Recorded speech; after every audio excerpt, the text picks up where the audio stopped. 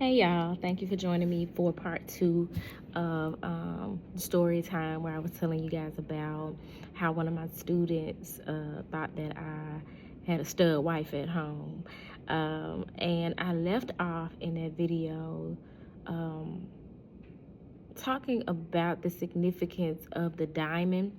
In that video, we also I gave the details of the story and how it was significant to me and how honored I was to be thought to be gay, even though I'm not, and how that led me down a rabbit hole about the book definition of queer and what it is to be queer, how cool it is to be queer or consider yourself queer, even if you use another term for it.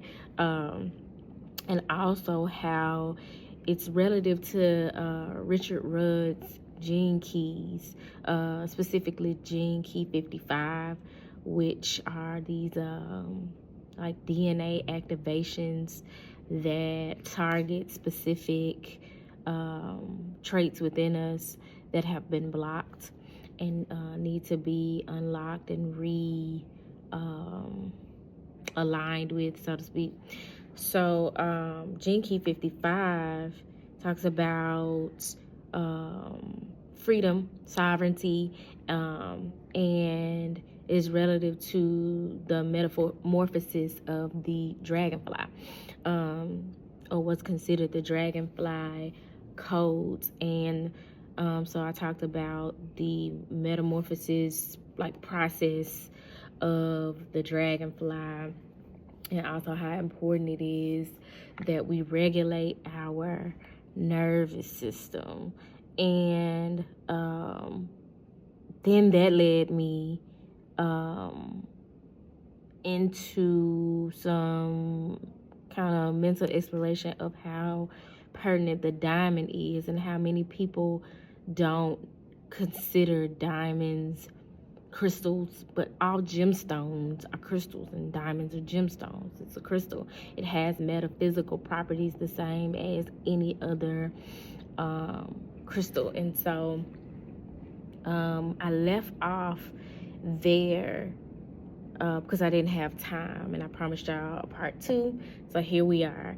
The statement that I got from Richard Rudd that prompted the thought of the diamond is that when pressure becomes great enough, transformation is inevitable. For many of us, our dark night of the soul, our phoenix rising experiences, the things that catalyze massive change within us come by way of pressure. Pressure, be it something that's hard, tough to deal with, a tough experience to go through, crisis, or just like passion. You know what I'm saying? Like you feel something so intensely, that's still pressure, right? It's not necessarily as uncomfortable, but it's something that will drive you to change, because as he said, when the pressure becomes great enough, you're gonna bust a move, you're gonna do a new thing, you're gonna transform, you're gonna metamorphosize, you're gonna have an evolution.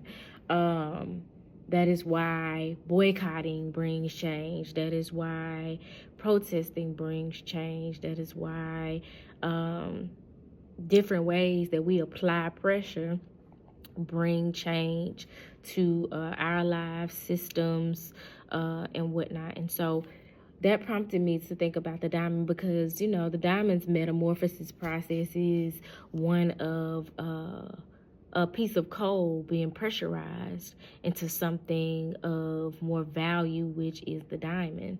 And we talked also about the things that make or are considered when giving value to a diamond, which is the color, cut, clarity, and the carat of the diamond.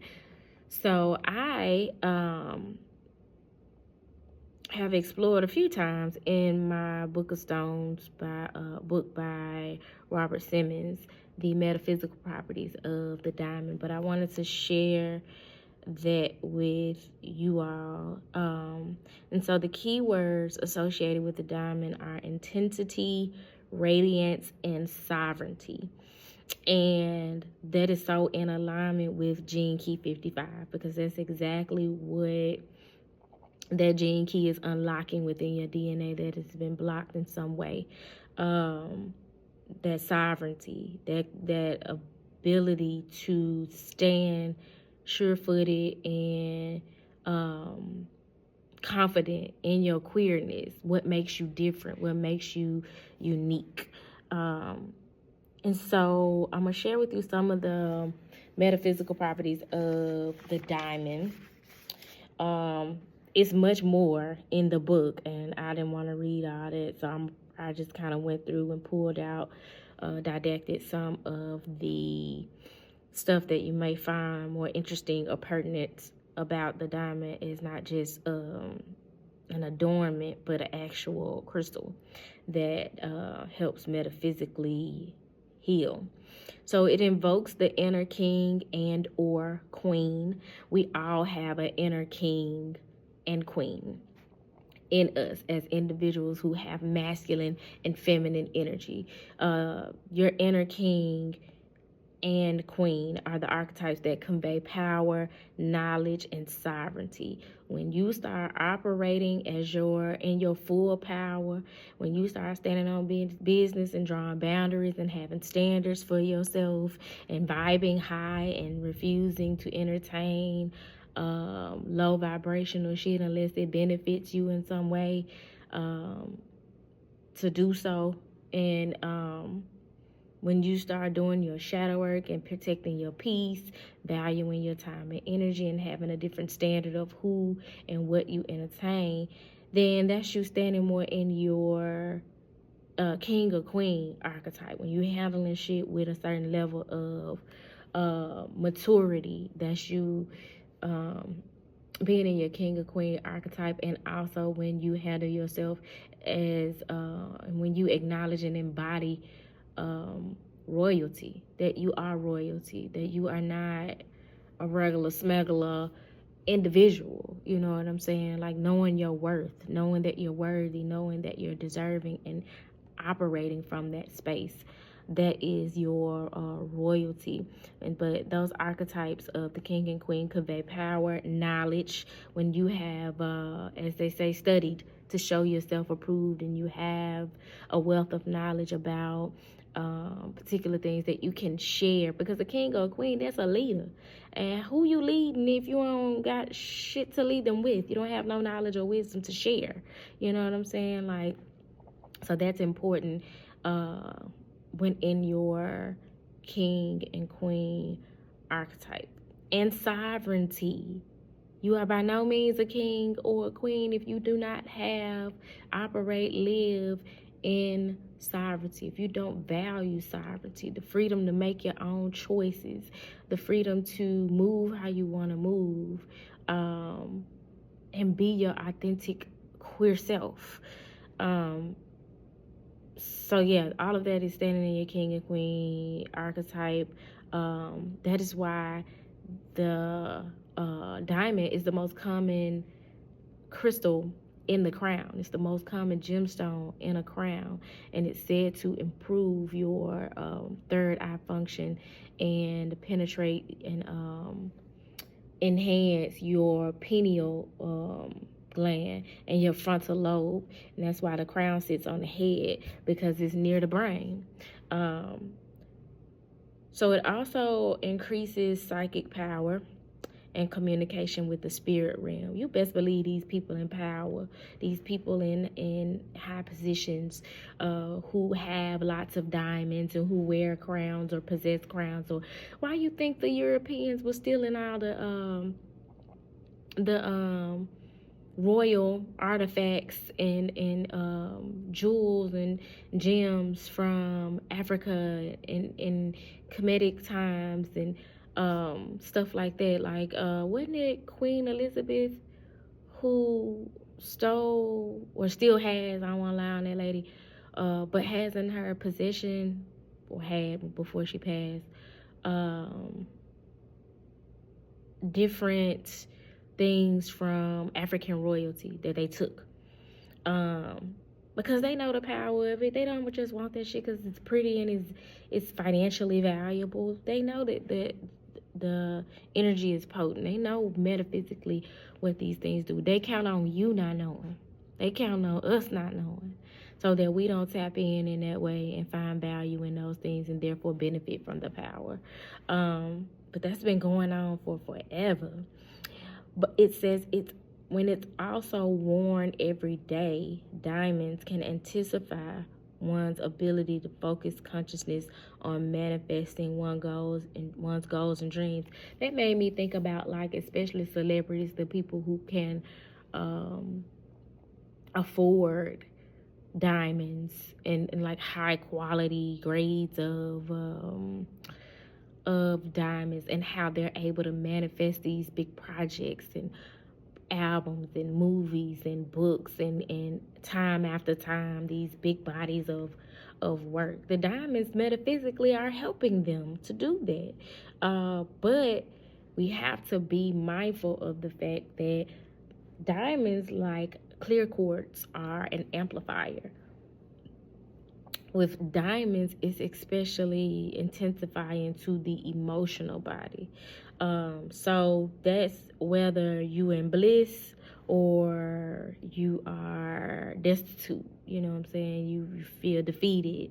You want to be mindful that wearing diamonds is going to intensify whatever you give it, so to speak, whatever mind state or emotional state that you're in. The diamond's going to intensify that. So it is advised that if you are already in a bad state of mind or you feeling low emotionally, take your diamonds off, because it's just making it worse.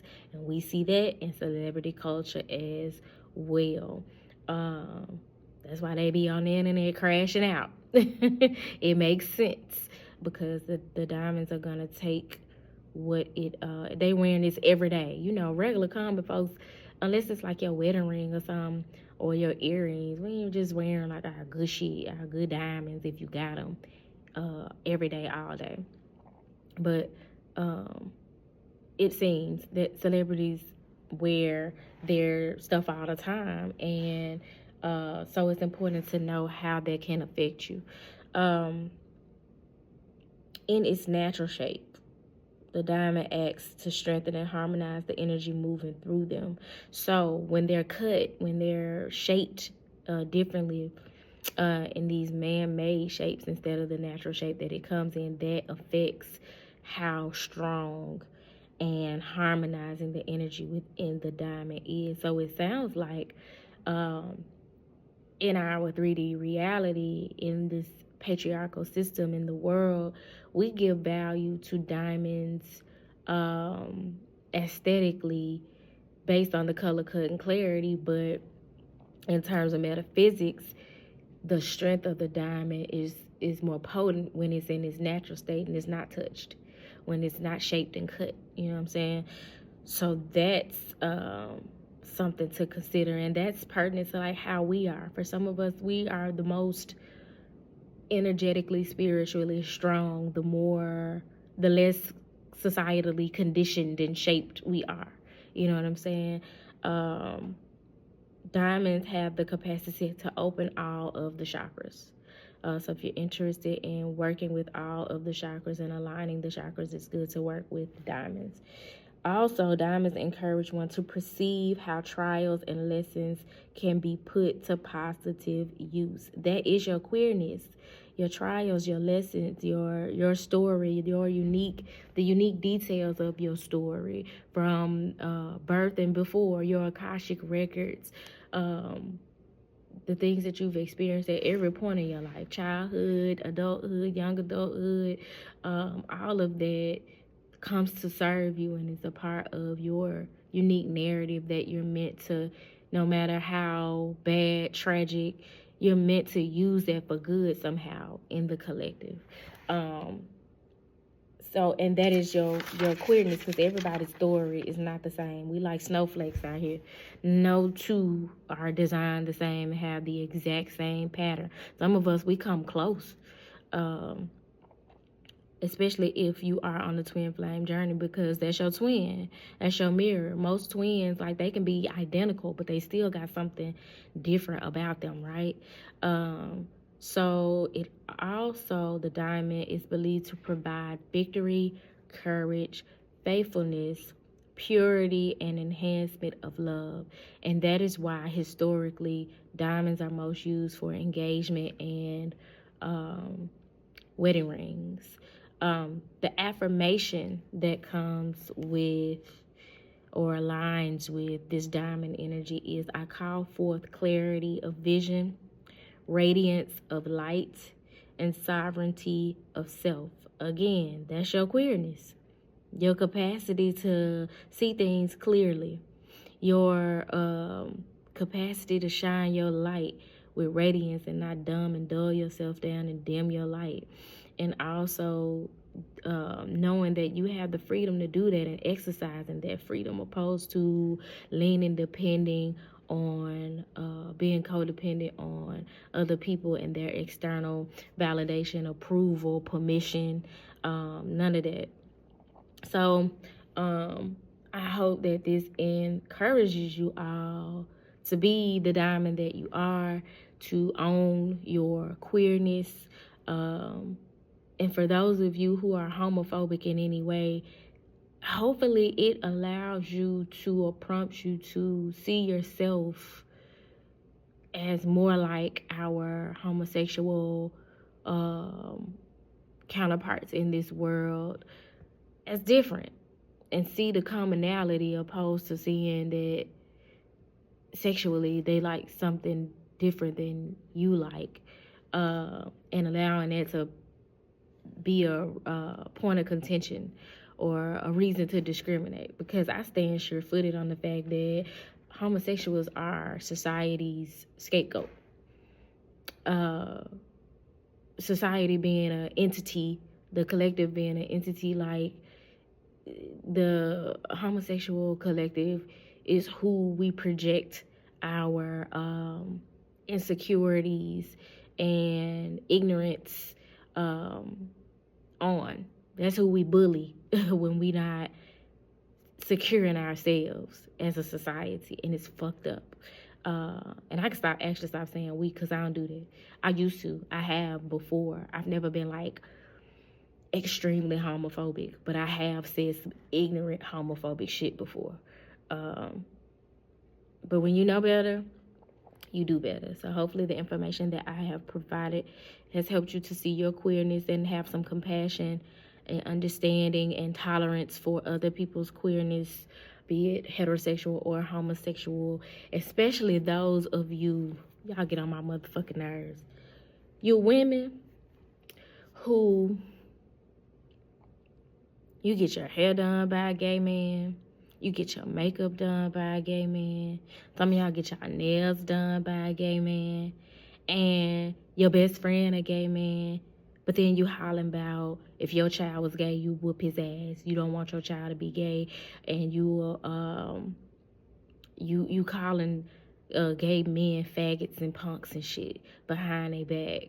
Like, that's some low vibe, gutter snipe ass shit, and it just goes to show how unself-aware you are, because you would use them for their gifts and talents, and even to be buddy and kiki and be a good Judy, but then you homophobic. I used to be cool with a girl who, when I tell you the Lulu,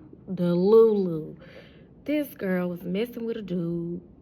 She's so intoxicated with this dude that if he called her and say he got another girl over there and want to have a threesome, she coming. But meanwhile, you calling gay people confused. It's toxic and it's a abomination. Girl, what you think eating coochie is then, if that's how you feel? You part of the LGBT, the T, the Q, the I, and the A somewhere.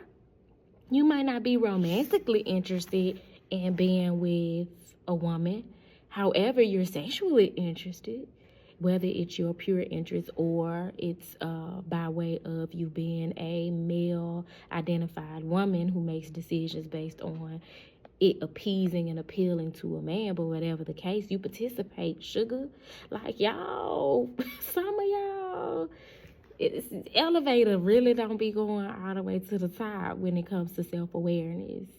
But that's okay, because that's what those of us who've done the work to be more self-aware, that's where we come in at, to shine a light on those dark spaces. And I ain't just getting on them women, because I'm going to get on the men too. Y'all be having a nerve to have an issue with these people who have the courage to live in their truth, meanwhile living a whole fucking lie. Like, meanwhile, you hang out with niggas who you really don't feel like you can speak your truth to. You know what I'm saying? About whatever. You do whatever will appease of them or whatever they approve of. And you don't do what they want to approve of. You going in debt trying to impress these niggas. But you mad because a man is openly gay and living in his truth. Okay, then. You living at home with a woman you can't stand, you unhappy, you're in a heterosexual relationship, and you're miserable, and you're not living in your truth, but you mad at these people who live in their truth, worried about what they do with their penis and their anus. That shit ain't none of your fucking business.